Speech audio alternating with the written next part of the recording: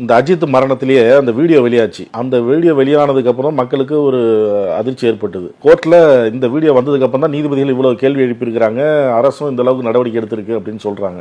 ஒருவேளை இந்த வீடியோ வெளியாகலைன்னா என்ன ஆயிருக்கும்? First justice SM. சுப்பிரமணியம் வந்து வீடியோ வந்துச்சோ இல்லையோ இந்த மாதிரியான அலிகேஷன்ஸ் அவர்கிட்ட போச்சுன்னா அவர் ரொம்ப சீரியஸாக பார்ப்பார்.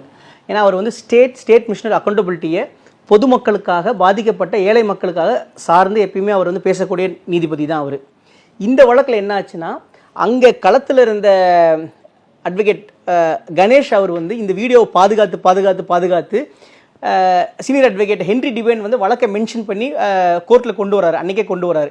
அப்போது கொண்டு வந்து ஃபஸ்ட்டு டைமாக இவ்வளோ பெரிய இன்க்ரிமினேட்டிங் வீடியோ எவிடன்ஸை ஹைகோர்ட்டில் ப்ளே பண்ணதுக்கு அப்புறம் வந்து ஜட்ஜு பார்த்து அதுக்கப்புறம் சென்சிட்டிவிட்டி அதிகமானதுக்கப்புறம் தான் வந்து பல கேள்விகள் கேட்டாங்க.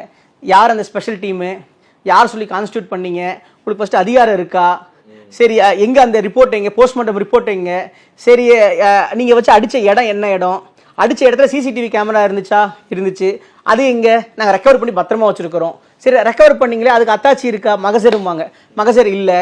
இந்த மாதிரி எந்த வகையான டிரான்ஸ்பரன்சியும் ஃபேர்னஸும் எஃபெக்டிவாக இன்வெஸ்டிகேஷன் பண்ணுன்னு சொல்லி சொல்கிறாங்க.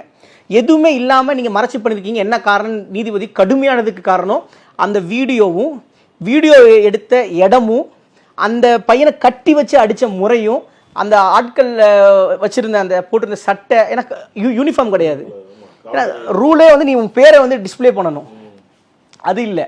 அந்த வச்சுருந்த அந்த ஓஸ் பைப்பும்பாங்க, அது பேர் ஓஸ் படை அப்படிம்பாங்க, வந்து அந்த ஒரு மாதிரி ஒயிட் கலர் டியூப் மாதிரி வச்சு அடிப்பாங்க. இதெல்லாம் வச்சு அடித்ததுனால தான் ரொம்ப சென்சிட்டிவ் ஆகி ஜட்ஜ் வந்து அவ்வளோ ஃபியூரியஸ் ஆகி காலையில் கேட்டு அரசு தரப்பில் மத்தியானத்துக்கு மேலே வாங்கி அதுக்கப்புறம் வந்து பேசினாங்க.